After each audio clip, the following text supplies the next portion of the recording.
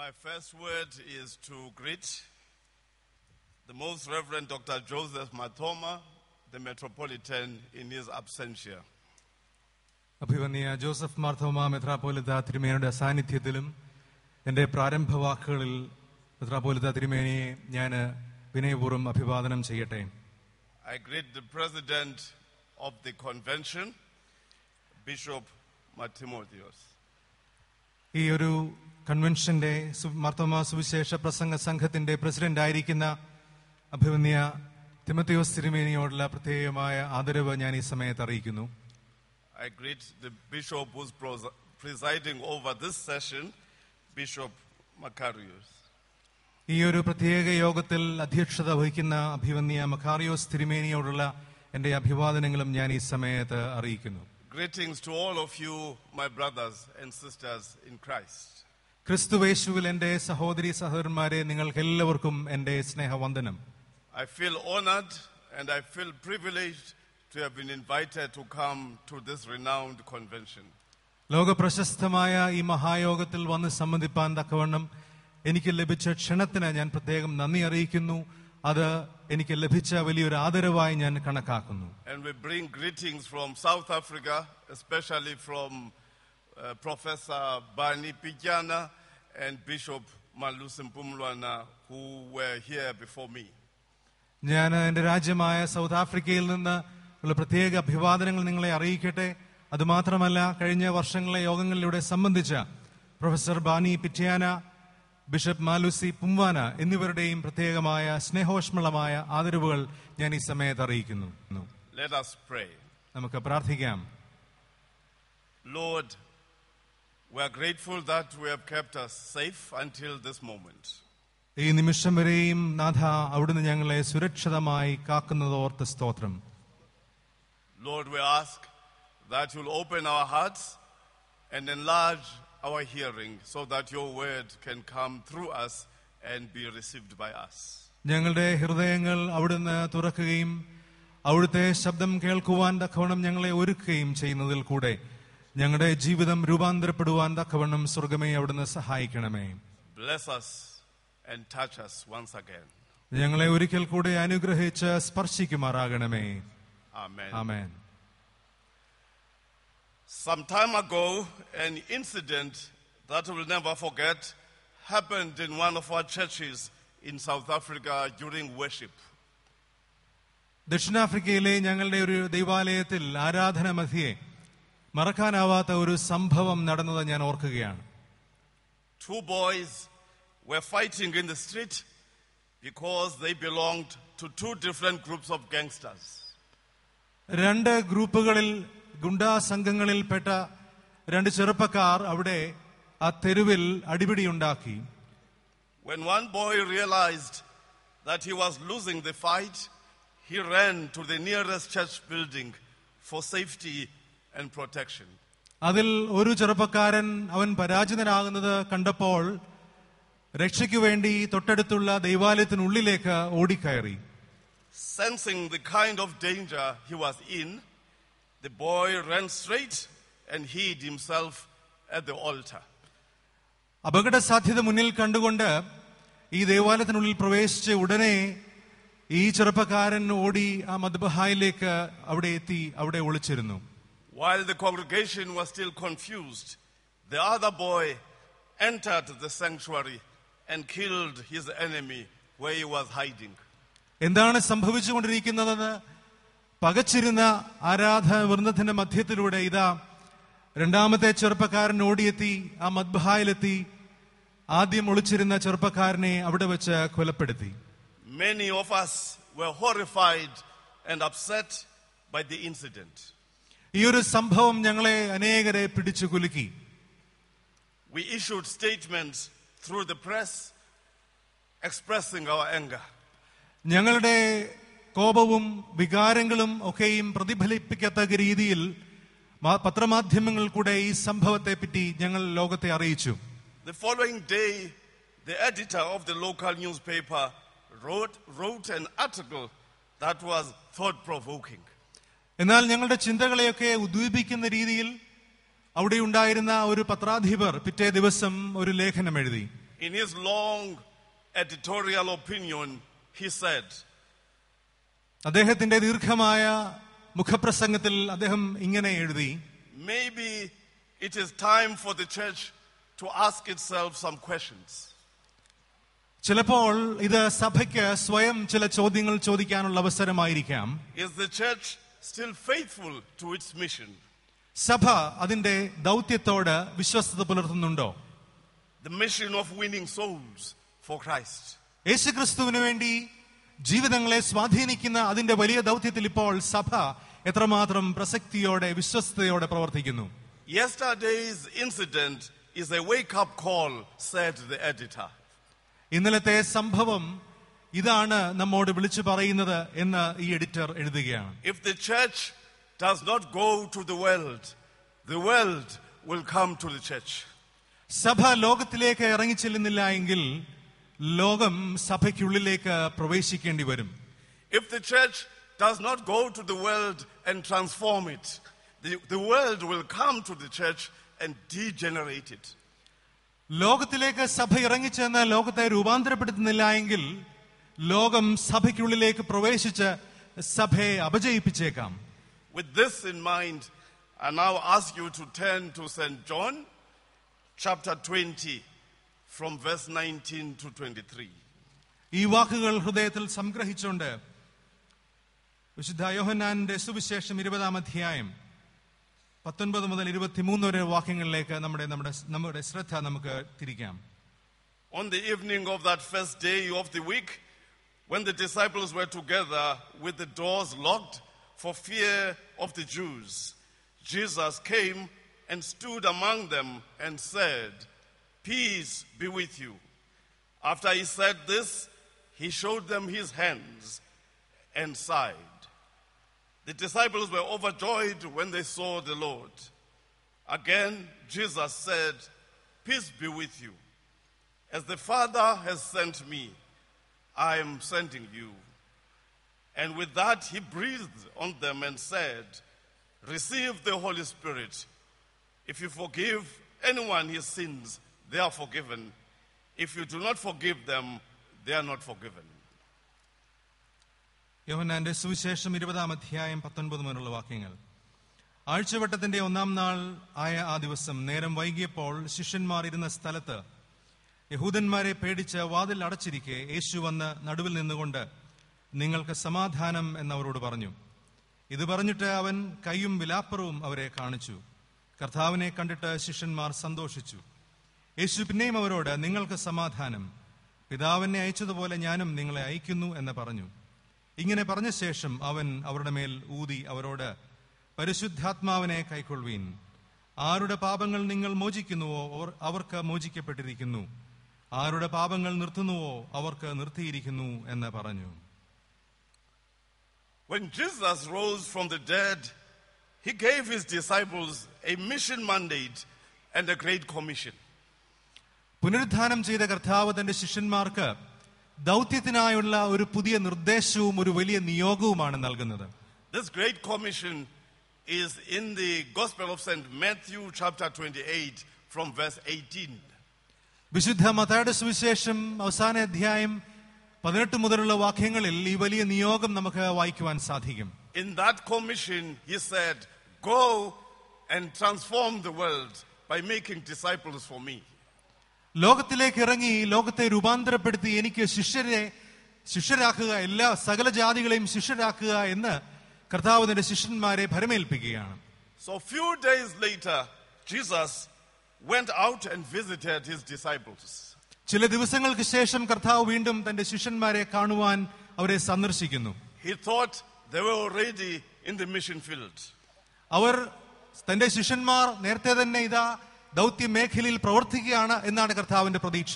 Strange enough, he found them locked behind doors. എന്നാൽ വിചിത്രമെന്ന് പറയട്ടെ, തന്റെ ശിഷ്യന്മാരേവരും അടച്ചിട്ട വാതിലിനുള്ളിലാണ് എന്ന് കർത്താവ് കണ്ടെത്തുന്നു. Locked doors do not speak a language of welcome. അടച്ചിട്ട വാതിലുകൾ ഒരിക്കലും സ്വാഗതത്തിന്റേതായ വാക്കുകൾ നമുക്ക് നൽകുന്നില്ല. Locked doors portray a spirit of fear and rejection. അടച്ചിട്ട വാതിലുകൾ എല്ലായ്പ്പോഴും ഭയപ്പാടിന്റെയും തിരസ്കരണത്തിന്റെയും ഭാഷയാണ് സംസാരിക്കുന്നത്.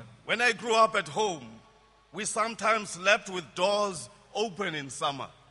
ഞാൻ വളർന്നുകൊണ്ടിരുന്ന സമയത്ത് ഞങ്ങളുടെ ഭവനത്തിൽ ഞങ്ങളുടെ വേനൽക്കാലത്തൊക്കെയും വാതിലുകൾ തുറന്നിട്ടാണ് ഞങ്ങൾ ഉറങ്ങുമായിരുന്നത്. It was also common those days to see church doors open during the day and at night.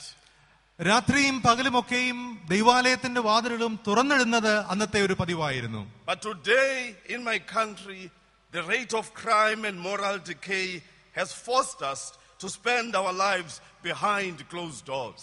എന്നാൽ ഇന്ന് ഞങ്ങളുടെ രാഷ്ട്രത്തിൽ വർദ്ധിച്ചു വരുന്ന കുറ്റകൃത്യങ്ങൾ, അതുപോലെ തന്നെ ധാർമ്മികമായ അപജയം എല്ലായ്പ്പോഴും അടച്ചിട്ട വാതിലിനുള്ളിൽ ജീവിക്കുവാൻ തക്കവണ്ണം ഞങ്ങളെ നിർബന്ധിച്ചുകൊണ്ടിരിക്കുകയാണ്. The sad part is that even church buildings at home are protected with security bars. ദുഃഖകരമെന്ന് പറയട്ടെ, ഇന്ന് ദൈവാലയങ്ങൾ പോലും സുരക്ഷാ കവചങ്ങൾക്കുള്ളിലാണ് സുരക്ഷിതമായിരിക്കുന്നത്. But let us notice how Jesus dealt with a situation of closed doors. എന്നാൽ യേശുക്രിസ്തു എങ്ങനെയാണ് അടച്ചിട്ട വാതിലിന്റെ ഒരു സാഹചര്യത്തെ അഭിമുഖീകരിക്കുന്നത് എന്ന് നമുക്ക് പരിശോധിക്കാം. We are told that he entered and the first thing he did, he greeted them. നമ്മുടെ വായിക്കുന്നത് കർത്താവ് അവിടെ പ്രവേശിക്കുമ്പോൾ ആദ്യമായി കർത്താവ് അവരെ അഭിസംബോധന ചെയ്യുന്നു, അഭിവാദനം ചെയ്യുന്നു എന്നുള്ളതാണ്. He stood in their midst and said, "Shalom, peace be with you." ശിഷ്യന്മാരുടെ മധ്യേ കർത്താവ് നിന്നുകൊണ്ട് പറയുന്നു, ഷാലോം, നിങ്ങൾക്ക് സമാധാനം. I fully understand what Jesus did and what it meant, what his greeting meant to his friends. എന്താണ് കർത്താവിന്റെ ഈ ഒരു അഭിവാദനം, ആശംസ ശിഷ്യന്മാർക്ക് ഉൾക്കൊള്ളുവാൻ കഴിഞ്ഞത് എന്ന് എനിക്ക് വ്യക്തമായി മനസ്സിലാക്കാൻ സാധിക്കും. I understand because I come from a greeting continent. Africa is a greeting continent. എനിക്കത് പ്രത്യേകമായി മനസ്സിലാക്കാമെന്ന് ഞാൻ പറഞ്ഞത്, ഞാൻ വരുന്നത് ഒരു തരത്തിൽ പറഞ്ഞാൽ അഭിവാദനത്തിന്റെ, ആശംസയുടെ ഒരു ഭൂഖണ്ഡത്തിൽ നിന്നാണ്. ആഫ്രിക്ക യഥാർത്ഥത്തിൽ ആശംസകളുടെ, അഭിവാദനത്തിന്റെ ഒരു ഭൂഖണ്ഡം തന്നെയാണ്. Maybe if you visit Africa in the main cities and big towns, you will not see what I'm trying to say here. ഞാനിപ്പോൾ പറയുന്നത് എന്താണെന്ന് ചിലപ്പോൾ നിങ്ങൾ ആഫ്രിക്കയുടെ വലിയ നഗരങ്ങളിലോ പട്ടണങ്ങളിലോ പോയാൽ മനസ്സിലാകത്തില്ലായിരിക്കാം. But in the area where I was born and where I am working now, people still greet each other from across the street. എന്നാൽ ഞാൻ വളർന്ന ദേശത്തും ഞാൻ ഇപ്പോൾ പ്രവർത്തിച്ചുകൊണ്ടിരിക്കുന്ന സ്ഥലത്തുമൊക്കെ ആളുകൾ വളരെ ദൂരത്തു നിന്ന് തന്നെ പരസ്പരം അങ്ങോട്ടും ഇങ്ങോട്ടും ആശംസകൾ അറിയിക്കും, അഭിവാദനങ്ങൾ അർപ്പിക്കും. So the first thing that Jesus did to break locked doors was to say hello to somebody when he got inside. അതുകൊണ്ട് തന്നെ കർത്താവ് അടച്ചിട്ട വാതിലിനുള്ളിലേക്ക് പ്രവേശിക്കുമ്പോൾ ആദ്യം കണ്ട വ്യക്തികളോട് തന്നെ സന്തോഷം, hello പങ്കിടുകയാണ്. I believe that greeting someone is not just civil, but it is Christian. എന്റെ ഒരു വിശ്വാസം മറ്റൊരാളെ അഭിവാദനം ചെയ്യുക എന്ന് പറയുന്നത് വെറും ഒരു മര്യാദ മാത്രമല്ല, അത് തികച്ചും ക്രിസ്തീയമാണ് എന്ന് തന്നെയാണ്. One of the things that scares me when I go to New York or big cities is to see how quiet people are when they go up the lift and down the lift in big buildings. പലപ്പോഴും എന്നെ വേദനിപ്പിക്കുന്ന ഒരു കാര്യം, ഞാൻ വലിയ പട്ടണങ്ങളിലൊക്കെ യാത്ര ചെയ്യുമ്പോൾ അവിടെയുള്ള ഉയർന്ന കെട്ടിടങ്ങളിൽ ആളുകൾ മുകളിലേക്കും താഴോട്ടുമൊക്കെ അവിടെ എലിവേറ്ററിലൊക്കെ യാത്ര ചെയ്യുമ്പോൾ എത്രമാത്രം നിശബ്ദരായിട്ടാണ് അവർ സഞ്ചരിക്കുന്നത്, ഒരുമിച്ച് സഞ്ചരിക്കുന്നത് എന്നത്. Where I come from, when you greet me, you have healed me because you have recognized me and you have said, "How are you?" ഞാൻ വരുന്ന സംസ്കാരത്തിൽ നിങ്ങൾ എന്നെ അഭിവാദനം ചെയ്യുമ്പോൾ യഥാർത്ഥത്തിൽ നിങ്ങൾ എന്നെ സൗഖ്യമാക്കുകയാണ്. കാരണം ഞാൻ എങ്ങനെയാണ്, എന്റെ അവസ്ഥ എന്താണ് എന്ന് നിങ്ങൾ തിരിച്ചറിയാൻ ശ്രമിക്കുകയാണ്. One of the legacies that President Mandela will leave us is his hand when he greets the crowd. എല്ലായ്പ്പോഴും പ്രസിഡന്റ് നെൽസൺ മണ്ടേല ജനക്കൂട്ടത്തെ കാണുമ്പോൾ അദ്ദേഹം സന്തോഷത്തോടെ കരങ്ങളെ ഉയർത്തി അവരെ അഭിവാദനം ചെയ്യുന്നത് ഞങ്ങളുടെ ഓർമ്മകളിൽ പച്ചപിടിച്ചു നിൽക്കുന്നു. In verse 20, we are told that Jesus did something more. എന്നാൽ 20-ാമത്തെ വാക്യത്തിൽ നാം വായിക്കുന്നത് ഇങ്ങനെ ഒരു ഔപചാരിക അഭിവാദനത്തിന് അപ്പുറമായി കർത്താവ് ചില കാര്യങ്ങൾ ചെയ്യുന്നതായിട്ടാണ്. He undressed himself and said, "Look at my wounds." കർത്താവ് ഇവിടെ ചെയ്യുന്നത്, കർത്താവിനുണ്ടായിരുന്ന വസ്ത്രങ്ങൾ മേലങ്കിയൊക്കെ അഴിച്ചു മാറ്റി, ഇതാ കർത്താവിന്റെ ശരീരത്തിന്റെ മുറിവുകളെ ശിഷ്യന്മാരെ കാണിക്കുക എന്നുള്ളതാണ്. By so doing, Jesus revealed a high level of trust for mission work. ദൗത്യത്തിനു വേണ്ടിയുള്ള വലിയ ആഴമായ ദർശനവും ശിഷ്യന്മാരുള്ള വലിയ വിശ്വാസവുമാണ് കർത്താവ് ഈ ഒരു പ്രവർത്തനത്തിലൂടെ കാണിച്ചു തരുന്നത്. It is not easy for somebody to undress in the midst of strangers. അപരിചിതരുടെ സാന്നിധ്യത്തിൽ വസ്ത്രങ്ങൾ മാറ്റുക എന്നത് ഒട്ടും സാധാരണമല്ലല്ലോ. But Jesus undressed and said, "Look at my wounds, they have injured me." എന്നാൽ കർത്താവിത തന്റെ ശിഷ്യന്മാരുടെ സാന്നിധ്യത്തിൽ തന്റെ കുപ്പായം അഴിച്ചു വെച്ചിട്ട് ശരീരത്തിന്റെ മുറിവുകൾ തന്റെ ശിഷ്യന്മാരെ കാണിച്ചു പറയുകയാണ്, ഇതാ ഇങ്ങനെയാണ് അവർ എന്നോട് ചെയ്തത്. In other words, we should learn that mission has something to do with a hurting world, a world that has got wounds. ഒരു തരത്തിൽ ഇത് നമ്മോട് പറയുന്നത് ദൗത്യം എന്നത് വേദനപ്പെടുന്ന വ്രണതമായ ലോകത്തോടുള്ള ദൈവത്തിന്റെ സാന്ത്വന സ്പർശവും സ്വരവുമാണ്, ആ അഭിവാദനമാണ് എന്നുള്ളത് തന്നെയാണ്. Throughout the world, people are hurting. ലോകമെമ്പാടും ജനതകൾ ഇതാ വേദനയിലാണ്. They walk into our church services and conventions and they hide their wounds because they don't feel safe. ജനങ്ങൾ ഇതാ ദൈവാലയത്തിലെ ആരാധനകൾക്കും കൺവെൻഷൻ യോഗങ്ങൾക്കും അടുത്തു വരുന്നുവെങ്കിലും അവരുടെ വേദനകളും അവരുടെ വ്രണിതാനുഭവങ്ങളും ആരും കാണാതെ അവർ ഇതാ പൊതിഞ്ഞു വെക്കുകയാണ്. Sometimes we smile, sometimes we put on beautiful clothes, but behind these things there are wounds that are hurting. ചിലപ്പോൾ നമ്മൾ വശ്യമായി പുഞ്ചിരിച്ചേക്കാം, ചിലപ്പോൾ മോടിയോടെ നമ്മൾ വസ്ത്രം ധരിച്ചേക്കാം, എന്നാൽ ഇതിനുള്ളിൽ വിങ്ങുന്ന ഹൃദയവും വ്രണമായ ജീവിത അനുഭവങ്ങളും നാം മൂടിവെക്കുകയാണ്. So the key question is this: is there a safe place where I can undress and show my wounds? അതുകൊണ്ട് ഇന്നത്തെ പ്രസക്തമായ ചോദ്യം, എവിടെയെങ്കിലും ഒരു സങ്കേത സ്ഥലമുണ്ടോ എന്റെ വസ്ത്രങ്ങൾ, എന്റെ ആഭരണങ്ങളൊക്കെ അഴിച്ചു വെച്ചിട്ട് എന്റെ ജീവിതത്തിന്റെ വ്രണതാനുഭവങ്ങൾ പങ്കുവയ്ക്കുവാനുള്ള സുരക്ഷിതമായ ഒരു സ്ഥലം എവിടെയുണ്ട് എന്നുള്ളതാണ് ചോദ്യം. Another key verse for our mission is verse 22. 22ാമത്തെ വാക്യം ഇതാ ദൗത്യവുമായി ബന്ധപ്പെട്ട മറ്റൊരു ഉൾക്കാഴ്ച നമുക്ക് നൽകുന്നു. Before the disciples embarked on their mission journey, Jesus breathed on them. ദൗത്യത്തിന്റെ പ്രയാണം ആരംഭിക്കുന്നതിന് മുമ്പായി ശിഷ്യന്മാരിലേക്ക് കർത്താവ് തന്റെ പരിശുദ്ധാത്മാവിനെ ഊതുകയാണ്. He said, "Receive the Holy Spirit." കർത്താവ് പറയുന്നു, പരിശുദ്ധാത്മാവിനെ പ്രാപിക്കുക. By saying receive the Holy Spirit, he was recreating them as it was in the book of Genesis. ഉൽപ്പത്തി പുസ്തകത്തിൽ ദൈവം പ്രപഞ്ചത്തെ സൃഷ്ടിക്കുന്നത് പോലെ ഇതാ പരിശുദ്ധാത്മാവിലൂടെ തന്റെ ശിഷ്യന്മാരെ കർത്താവ് പുനർസൃഷ്ടിക്കുന്നു. The coming of the Holy Spirit was like a new creation in them. പരിശുദ്ധാത്മാവിന്റെ ആവാസം ഇതാ ഒരു പുതു സൃഷ്ടിയാണ് അവരുടെ ജീവിതത്തിൽ. Only the Holy Spirit can heal and transform. പരിശുദ്ധ റൂഹായ്ക്ക് മാത്രമേ രൂപാന്തരപ്പെടുത്തുവാനും സൗഖ്യമാക്കുവാനും സാധിക്കുകയുള്ളൂ. We can have good choirs, good ministers, but if there's no Holy Spirit, there can never be healing and transformation. അനുഗ്രഹീതമായ ഗായക സംഘങ്ങൾ നമുക്കുണ്ടായേക്കാം, സമൃദ്ധരായ അനുഗ്രഹീതരായ ശുശ്രൂഷകർ പട്ടക്കാർ നമുക്കുണ്ടായേക്കാം, എന്നാൽ പരിശുദ്ധാത്മാവിന്റെ സാന്നിധ്യത്തിൽ മാത്രമാണ് ജീവിതങ്ങൾ രൂപാന്തരപ്പെടുന്നത്. What did the Holy Spirit do to the first disciples? ആദിമ ശിഷ്യർക്ക് പരിശുദ്ധാത്മാവ് എന്താണ്, എങ്ങനെയാണ് അവരിൽ പ്രവർത്തിച്ചത്? It welded them into a brotherhood. They had fellowship. ആദ്യ ശിഷ്യന്മാരെ എല്ലാം പരിശുദ്ധാത്മാവ് ഒരു പുതിയ സമൂഹമായി, ഒരു സൗഹൃദ സംഘമായി ഒരുമിപ്പിക്കുകയാണ് ചെയ്യുന്നത്. It gave them passion for witnessing. യേശുക്രിസ്തുവിന് വേണ്ടി സാക്ഷ്യം വഹിക്കുവാനുള്ള ഉത്കടമായ അഭിനിവേശമാണ് ശിഷ്യന്മാർക്ക് പരിശുദ്ധാത്മാവ് നൽകുന്നത്. It gave them power to walk over evil, over demons and kingdoms. രാജ്യങ്ങൾക്കുമേലെയും തിന്മകൾക്കുമേലെയും വിജയം വരിക്കുവാൻ തക്കമുള്ള വലിയ ശക്തി പരിശുദ്ധാത്മാവ് ശിഷ്യന്മാർക്ക് നൽകുന്നു. In one of the little churches in England lies the ashes of a great poet by the name of T.S. Eliot. T.S. Eliot എന്ന പ്രശസ്തമായ English കവിയുടെ ഭൗതിക അവശിഷ്ടങ്ങൾ ഇംഗ്ലണ്ടിലുള്ള ഒരു ഗ്രാമീണ ഇടവകയിൽ അവിടെ സൂക്ഷിച്ചിട്ടുണ്ട്. And inside the church there's a little writing with the following words. ആ ദേവാലയത്തിനുള്ളിൽ ഇങ്ങനെ ഒരു ചെറിയ വാചകം രേഖപ്പെടുത്തിയിട്ടുണ്ട്.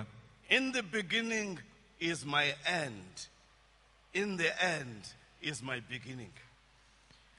എന്റെ ആരംഭത്തിൽ തന്നെ എന്റെ പരിസമാപ്തിയും എന്റെ പരിസമാപ്തിയിൽ എന്റെ ആരംഭവുമാണ് എന്ന് അവിടെ ലിഖിതം ചെയ്തിരിക്കുന്നത്. So the mystery of life is how ends are embedded in the beginning.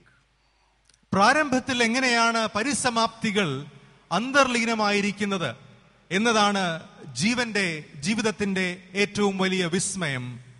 And so Jesus, before the church appeared, had these words describing the end of his mission. അതുകൊണ്ട് തന്നെ സഭയുടെ പ്രവർത്തനം ആരംഭിക്കുന്നതിന് മുമ്പ് തന്നെ തന്റെ ദൗത്യത്തിന്റെ പരിസമാപ്തി എന്ത് എന്ന് യേശുക്രിസ്തു പ്രഖ്യാപിക്കുന്നത് നമുക്ക് കാണുവാൻ സാധിക്കും. These words are in the Gospel of St. Luke, chapter 4, verse 18 and 19. വിശുദ്ധ ലൂക്കോസിന്റെ സുവിശേഷം 4-ാം അധ്യായം 18-19 വാക്യങ്ങളിൽ കർത്താവ് ഇപ്രകാരം പറയുകയാണ്. He said, "The Spirit of the Lord is upon me. ദൈവത്തിന്റെ ആത്മാവ് എന്റെ മേലുണ്ട്. For he has appointed me to preach good news to the poor." പാവപ്പെട്ടവരോട് ദൈവത്തിന്റെ സദ്വർത്തമാനം അറിയിക്കുവാൻ തക്കവണ്ണം അവൻ എന്നെ അഭിഷേകം ചെയ്തിരിക്കുന്നു. He has sent me to proclaim captives release to be released. ബദ്ധന്മാർക്ക് വിടുതൽ പ്രസംഗിക്കുവാൻ അവൻ എന്നെ അയച്ചിരിക്കുന്നു. That the blind will see. അന്ധർക്ക് കാഴ്ച ലഭിക്കുവാൻ തക്കവണ്ണം. And that the time of the Lord's favor has come. ദൈവത്തിന്റെ പ്രസാദ വർഷം ഇതാ ആഗതമായിരിക്കുന്നു എന്ന് പ്രസംഗിക്കുവാൻ ഞാൻ അയക്കപ്പെട്ടിരിക്കുന്നു. So if Jesus at the beginning of his ministry said these words, യേശുക്രിസ്തു തന്റെ പ്രവർത്തനത്തിന്റെ പരസ്യ ശുശ്രൂഷയുടെ പ്രാരംഭത്തിങ്കൽ ഈ വാക്കുകൾ പറയുകയാണ്. we as church today cannot change them. We need to go on under this banner. ഇന്ന് ഈ കാലഘട്ടത്തിൽ സഭയായിരിക്കുന്ന നാം കർത്താവിന്റെ ഈ വാക്കുകൾ ഒരിക്കലും വ്യത്യാസപ്പെടുത്തുവാൻ സാധ്യമല്ല. എന്നാൽ ഈ വാക്കുകൾ അന്തർലീനമായിരിക്കുന്ന ഇന്ന് സഭയുടെ ജീവിതത്തിൽ ദൗത്യത്തിന്റെ പ്രയാണത്തിൽ പ്രാവർത്തികമാക്കുവാൻ നമുക്ക് മുൻപോട്ട് തന്നെ പോകാം. So Jesus said to his disciples, "As the Father sent me, I now send you." കർത്താവ് ശിഷ്യന്മാരോട് പറയുകയാണ്, പിതാവിനെ അയച്ചതുപോലെ ഞാൻ നിങ്ങളെ അയക്കുന്നു. Historically, the church has been the major home and defender of morality. ചരിത്രപരമായി സഭ എല്ലായ്പ്പോഴും ധാർമ്മികതയെ സംരക്ഷിക്കുന്ന ഒരിടമാണ്. Being the salt of the world means the church must continue to maintain a tension about morality. ധാർമ്മിക പ്രമാണം സംബന്ധമായി സഭ എല്ലായ്പ്പോഴും ഒരു ആന്തരിക സംഘർഷം നിലനിർത്തേണ്ടത് ആവശ്യകതയാണ്. നിങ്ങൾ ലോകത്തിന്റെ ഉപ്പാകുന്നു എന്ന് പറയുന്നതിൽ കൂടെ നാം മനസ്സിലാക്കേണ്ടത്. We must tell the world about the morality of the gospel while we are aware that practically we may not get there, but it is our duty to say God wants moral beings on earth. സുവിശേഷത്തിന്റെ ധാർമ്മിക പ്രമാണം എന്താണെന്ന് തിരിച്ചറിയുകയും നാം പലപ്പോഴും പ്രായോഗിക ജീവിതത്തിൽ ആ നിലവാരത്തിൽ എത്തിച്ചേരുന്നില്ല എങ്കിൽ പോലും സുവിശേഷം നൽകുന്ന ധാർമ്മികതയുടെ ഉദാത്തമായ നിലവാരത്തെ തിരിച്ചറിയുവാനും അതിലേക്ക് വിരൽ ചൂണ്ടുവാനും അത് പ്രഖ്യാപിക്കുവാനും സഭയ്ക്ക് വലിയ ഉത്തരവാദിത്വമുണ്ട്. Our democracy in South Africa is just under 20 years. ദക്ഷിണാഫ്രിക്കയിലുള്ള ഞങ്ങളുടെ ജനാധിപത്യ ചരിത്രം 20 വർഷം മാത്രമേ അതിന് പ്രായമുള്ളൂ. When we got freedom, we thought about a better life for all. ഞങ്ങൾക്ക് സ്വാതന്ത്ര്യം ലഭിച്ചപ്പോൾ എല്ലാവർക്കും അനുഗ്രഹീതമായ ഒരു ജീവിതമാണ് ഞങ്ങൾ സ്വപ്നം കണ്ടത്. On a quiet day, when I sit in my study alone, I can hear this new South Africa breathing. ശാന്തമായ ഒരു ദിനത്തിൽ ഞാൻ എന്റെ മുറിയിൽ തന്നെ ഇരിക്കുമ്പോൾ ഇതാ ദക്ഷിണാഫ്രിക്കയുടെ ഈ സ്വപ്നവും ഈ ശബ്ദവും എന്റെ ഉള്ളിലേക്ക്, എന്റെ ഹൃദയത്തിനുള്ളിലേക്ക് സാവകാശം വന്നു ചേരുകയാണ്. But when I'm told that a 20-year-old boy has raped a 90-year-old grandmother, my hope disappears. എന്നാൽ ദക്ഷിണാഫ്രിക്കയെ പറ്റിയുള്ള ഈ വലിയ സ്വപ്നങ്ങൾ ഞാൻ നെയ്തുകൊണ്ടിരിക്കുമ്പോൾ ഞാൻ കേൾക്കുന്ന വാക്കുകൾ 20 വയസ്സുള്ള ഒരു ചെറുപ്പക്കാരൻ 80 വയസ്സുള്ള ഒരു വലിയമ്മയെ പീഡിപ്പിച്ചു എന്ന് ആകുമ്പോൾ എന്റെ ഹൃദയത്തിൽ ഭാരം നിറയുകയാണ്. എന്റെ സ്വപ്നങ്ങൾ തകരുവാൻ തുടങ്ങുകയാണ്. I sit in a corner and cry for my beloved land. എന്റെ പ്രിയ നാടിനു വേണ്ടി ഞാൻ എന്റെ മുറിയുടെ ഒരു കോണിക്കിരുന്ന് കരയുകയാണ്. But after that I wake up and say, it is my duty as a Christian to keep hope alive.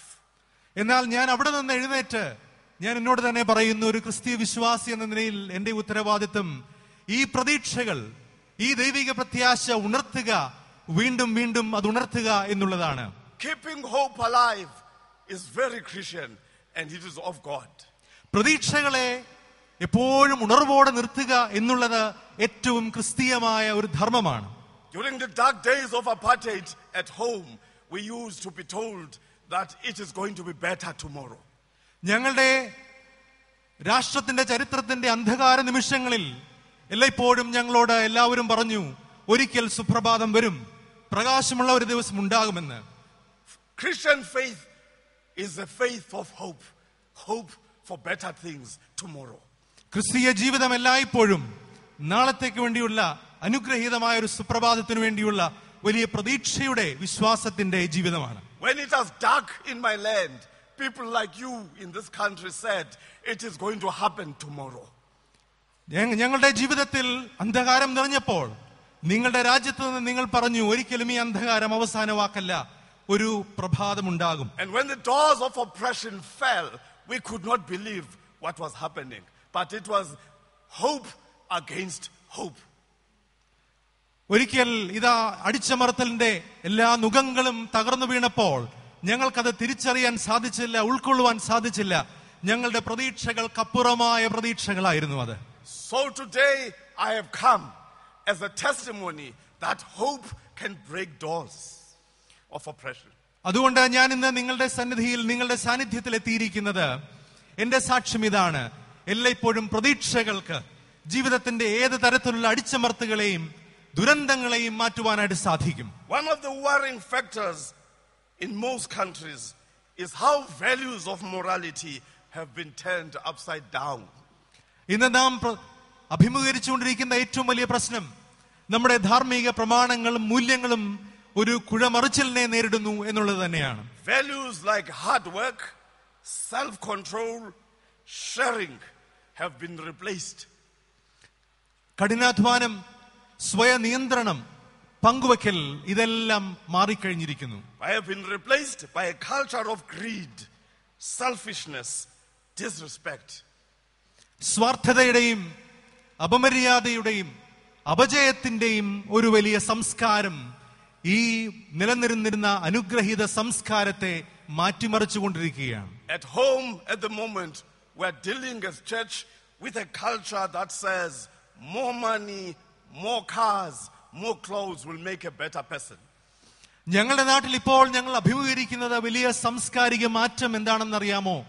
ഇതാ വീണ്ടും അധികമായി ഞങ്ങൾക്ക് വേണം, അധികം ധനം വേണം, കൂടുതൽ കാറുകൾ വേണം, വാഹനങ്ങൾ വേണം, അധികം വസ്ത്രങ്ങൾ വേണം എന്ന് പറയുന്ന ഒരു സംസ്കാരത്തെയാണ്. In other words, in today's world, people are encouraged to forget about what is right and wrong, but to do what you can.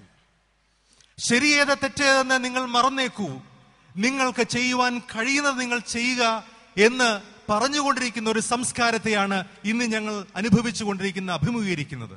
It is at this time that the church is called upon to release talented people to change and transform the world.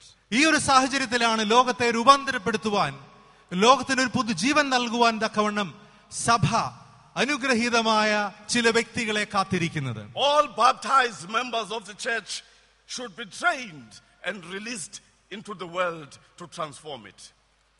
സഭയിൽ മാമോദീസ ഏറ്റവരായ ഏവരെയും ഓരോ വ്യക്തിയെയും അതിനുവേണ്ടി പ്രത്യേകമായി രൂപപ്പെടുത്തി പരിശീലനം നൽകി ലോകത്തെ രൂപാന്തരപ്പെടുത്തുവാൻ വേണ്ടി അയക്കേണ്ടത് ഇന്നിന്റെ ആവശ്യമാണ്. Through laying of hands and offering of prayers, people should be charged to go and transform the world. പ്രാർത്ഥനയിലൂടെയും ജാഗരണത്തിലൂടെയും ദൈവികമായ കൈവപ്പിലൂടെയും ജനങ്ങളെ രൂപപ്പെടുത്തി ലോകത്തിന്റെ രൂപാന്തരത്തിന് വേണ്ടി അയക്കുവാനാണ് ഇന്ന് സഭയായി നാം ഒരുങ്ങേണ്ടത്. When Christ came into this world, he told us that God is here in our midst. യേശുക്രിസ്തു ഈ ലോകത്തിൽ ജഡാവതാരം ചെയ്തപ്പോൾ കർത്താവ് പറഞ്ഞത് ദൈവം ഇതാ ഈ ലോകത്തിൽ നമ്മോടൊപ്പം ഉണ്ട് എന്നുള്ളത് തന്നെയാണ്. God is not outside, far away, but God through Christ is here next to my neighbor. ദൈവം വിദൂരസ്ഥനല്ല, ക്രിസ്തുവിൽ ഈ ദൈവം ഇന്ന് എനിക്ക് സമീപസ്ഥനാണ്, എന്റെ ചാരയുള്ള ദൈവമാണ്. Perhaps the following story will sum up what I'm trying to say today. ഞാൻ നിങ്ങളോട് ഇന്ന് പറയാൻ ശ്രമിക്കുന്നത് ഈ ഒരു കഥയിൽ കൂടെ ഞാൻ വെളിവാക്കട്ടെ. A little boy wanted to meet God.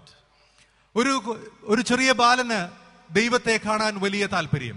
He knew it was a long way, a long trip to where God lived. അവനറിയാമായിരുന്നു ദൈവം താമസിക്കുന്നത് വളരെ ദൂരെയാണ്. So he packed his suitcase, took a packet of sweets and a 6-pack of cool drinks. അവന്റെ പെട്ടിയൊക്കെ അവൻ തയ്യാറാക്കി, ഭക്ഷണമൊക്കെ എടുത്തു, വസ്ത്രങ്ങൾ എടുത്തു, കുറെ അധികം ഭക്ഷണ പദാർത്ഥങ്ങൾ, ബിസ്ക്കറ്റുകളും ശീതളപാനീയങ്ങളും ഒക്കെ അതിൽ കരുതി. 3 blocks away from his home, he met an old man sitting in a park.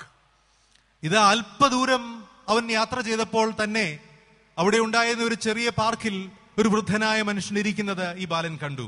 The boy sat next to the old man and opened his suitcase. ഈ വൃദ്ധനായ മനുഷ്യന്റെ തൊട്ടടുത്ത് തന്നെ ഈ ബാലൻ ഇരുന്നിട്ട് അവന്റെ പെട്ടിയൊക്കെ ഒന്ന് തുറന്നു. Just as he was about to take a drink, he noticed that the old man was hungry, so he offered him a drink. അവന് കുടിക്കാൻ വേണ്ടി അല്പം ശീതളപാനീയം എടുത്തപ്പോൾ അവന് മനസ്സിലായി ഈ വൃദ്ധനും ക്ഷീണിച്ചിരിക്കുകയാണ്, അദ്ദേഹത്തിനും അല്പം ഈ പാനീയം കൊടുക്കുവാൻ ഈ ബാലൻ ശ്രമിച്ചു. Gratefully, the old man accepted the offer and smiled at him. വളരെ കൃതജ്ഞതയോടെ സന്തോഷത്തോടെ ഈ ബാലന്റെ നൽകിയ ശീതളപാനീയം ഈ വൃദ്ധനായ മനുഷ്യൻ സ്വീകരിച്ചു, അവന് നന്ദി പറഞ്ഞു. The smile of the old man was so pleasant that the boy wanted to see it again, so he offered him another drink. ഈ വൃദ്ധനായ മനുഷ്യന്റെ ചിരി, മന്ദഹാസം അത്ര മനോഹരമായിരുന്നതുകൊണ്ട് അത് ഒന്നുകൂടെ കാണുവാൻ ഈ ബാലൻ വീണ്ടും അല്പം പാനീയം കൂടെ, ഒരു ബോട്ടിൽ പാനീയം കൂടെ അദ്ദേഹത്തിന് കൊടുത്തു. Again the old man smiled and the boy was delighted. വീണ്ടും ഈ വൃദ്ധൻ മന്ദഹസിച്ചു, ബാലന് വളരെയധികം സന്തോഷമായി. They sat there the whole afternoon eating and smiling but never said a word. അന്ന് ഉച്ച കഴിഞ്ഞ സമയമെല്ലാം അവർ രണ്ടുപേരും പരസ്പരം ചിരിച്ചുകൊണ്ട് ഭക്ഷണമുള്ളതൊക്കെ പങ്കുവെച്ചുകൊണ്ട് ചെലവഴിച്ചു, എന്നാൽ അവരൊരു വാക്കും പരസ്പരം സംസാരിച്ചില്ല. As it grew dark, the boy realized how tired he was and he started to leave towards home. സന്ധ്യയായപ്പോൾ ഈ ബാലന് മനസ്സിലായി ഇനി മടങ്ങിപ്പോകണം, അവന് ഭവനത്തിലേക്ക് യാത്ര ആരംഭിച്ചു. A few steps from the old man, the boy turned round, ran back to the old man and gave him a hug. 2-3 ചുവടുകൾ മുൻപോട്ട് വെച്ചു, ഇതാ വീണ്ടും ആ ബാലൻ മടങ്ങിയോ എത്തി, ഓടി ഈ വൃദ്ധന്റെ അടുക്കൽ വന്ന് ഗാഢമായി ഈ വൃദ്ധനെ ഒന്ന് ആശ്ലേഷിച്ചു. The boy got the old man's biggest smile ever. ഇതുവരെയും കണ്ടതിൽ ഏറ്റവും വലിയ മന്ദസ്മിതം ആ വൃദ്ധനായ മനുഷ്യന്റെ മുഖത്ത് വിരിഞ്ഞു. അത് ഈ ബാലൻ കണ്ടു. A short while later, the boy arrived at home. അല്പസമയത്തിന് ശേഷം ഈ ബാലൻ ഭവനത്തിലെത്തി. As he opened the door, his mother was surprised by the look of joy on the boy's face. അവനെ കണ്ടപ്പോൾ തന്നെ ആ ബാലന്റെ മുഖത്തുള്ള സന്തോഷം ഈ അമ്മയെ ആശ്ചര്യപ്പെടുത്തി. What did you do today that made you so happy, my boy? She asked. എന്റെ മോനെ, നീ ഇത്രമാത്രം സന്തോഷിക്കാൻ തക്കവണ്ണം നീ എന്ത് ചെയ്തു എന്ന് അമ്മ അവനോട് ചോദിച്ചു. I had lunch with God, answered the boy. ഈ ബാലൻ ഉത്തരം പറഞ്ഞു, ഞാൻ ഇന്ന് ദൈവത്തോടൊപ്പമാണ് ഉച്ചഭക്ഷണം കഴിച്ചത്. Before the mother could respond, the boy added, you know what? He's got the most wonderful smile I've ever seen. ഈ ബാലൻ തുടർന്ന് പറഞ്ഞു, ഞാൻ കണ്ടിട്ടുള്ളതിൽ ഏറ്റവും നല്ല മന്ദഹാസം ഇന്ന് ഞാൻ ഒരുമിച്ച് ഭക്ഷണം കഴിച്ച ആ ദൈവത്തിന്റെ മന്ദഹാസമായിരുന്നു. Meanwhile, the old man, also radiant with joy, returned home. ഇതാ ആ വൃദ്ധനായ മനുഷ്യനും സന്തോഷത്തോടെ ഭവനത്തിലേക്ക് പോയി. His son was stunned by the look of peace on his face, and he asked, Dad, what did you do today that made you so happy? വൃദ്ധനായ പിതാവിന്റെ മുഖത്തെ സന്തോഷം കണ്ടപ്പോൾ ആ ഭവനത്തിലെ മകനും അത്ഭുതപ്പെട്ടു പോയി. അവൻ ചോദിച്ചു, പപ്പ, എന്താണ് ഇത്രമാത്രം സന്തോഷത്തിന് കാരണം? I was eating sweets in the park with God, replied the old man. വൃദ്ധനായ മനുഷ്യൻ പറഞ്ഞു, ഞാൻ ഇന്ന് പാർക്കിൽ ദൈവത്തോട് ചേർന്നിരുന്ന് ദൈവത്തോടൊപ്പം ഇരുന്ന് മധുരം ഭക്ഷിക്കുകയായിരുന്നു. Before the son responded, the old man said, "You know, he is much younger than I expected." എന്തെങ്കിലും തന്റെ മകൻ പറയുന്നതിന് മുമ്പേ വൃദ്ധൻ വീണ്ടും പറഞ്ഞു, നിനക്കറിയാമോ, ഞാൻ ഉദ്ദേശിച്ചതിനേക്കാളും വളരെ പ്രായം കുറവുള്ള ദൈവത്തിന് വളരെ വളരെ പ്രായം കുറവാണ്. I therefore want to close by saying, we underestimate the power of touch, a smile, a kind word. സ്നേഹപൂർവ്വമുള്ള ഒരു വാക്കിന്റെയോ ഒരു പുഞ്ചിരിയുടെയോ ഒരു സ്പർശനത്തിന്റെയോ അർത്ഥം പലപ്പോഴും ആഴം പലപ്പോഴും നാം ഗ്രഹിക്കാറില്ല. Mission, Christian mission, is about showing acts of love. ക്രിസ്തീയ ദൗത്യം എന്നത് സ്നേഹത്തിന്റെ ശുശ്രൂഷയുടെ പങ്കിടലാണ്. The business between me and God is relational. ദൈവവും ഞാനുമായിട്ടുള്ള ബന്ധം ഒരു പരസ്പര പൂരകമായ ബന്ധത്തിന്റെ അനുഭവമാണ്. Christ brought us into a relationship with God. ദൈവവുമായി ഒരു പ്രത്യേക ബന്ധത്തിലേക്ക് യേശുക്രിസ്തു നമ്മെ ബന്ധിച്ചിരിക്കുന്നു. The Holy Spirit empowers us to be faithful to this relationship. പരിശുദ്ധാത്മാവ് ദൈവവുമായിട്ടുള്ള ഈ വലിയ ബന്ധം നിരന്തരം കാത്തു സൂക്ഷിപ്പാൻ, ഈ ബന്ധത്തോട് വിശ്വസ്തത ആചരിപ്പാൻ തക്കവണ്ണം ദിനംതോറും നമ്മെ ശക്തീകരിക്കുകയും ചെയ്യുന്നു. And so let us go and touch the world for Christ. യേശുക്രിസ്തുവിന് വേണ്ടി നമുക്ക് ഈ ലോകത്തെ സ്പർശിക്കാം. As a young Sunday school kid, I used to sing this song. ഒരു സൺഡേ സ്കൂൾ കുട്ടിയായിരിക്കുമ്പോൾ ഞാൻ ഈ ഒരു ഗാനം ആലപിക്കാറുണ്ടായിരുന്നു. And I want to end by trying to sing it. വീണ്ടും അതൊന്ന് പാടിക്കൊണ്ട് എന്റെ ഈ പ്രസംഗം അവസാനിപ്പിക്കാം എന്ന് ഞാൻ വിചാരിക്കുന്നു. This little light of mine, I'm gonna let it shine. This little light of mine, I'm gonna let it shine. This little light of mine, I'm gonna let it shine. Let it shine, let it shine, let it shine. Everywhere where I go, I'm gonna let it shine. Everywhere where I go, I'm gonna let it shine.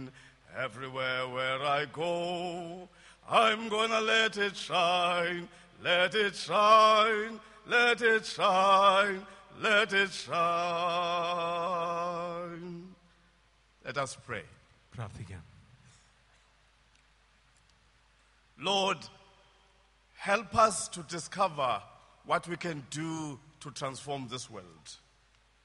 ദൈവമേ, ഈ ലോകത്തെ രൂപാന്തരപ്പെടുത്തുവാനായി ഞങ്ങൾ എന്ത് ചെയ്യണം എന്ന് തിരിച്ചറിയുവാൻ ഞങ്ങളെ ഇടയാക്കണമേ. Lord, give us power to engage this world in acts of mercy and love.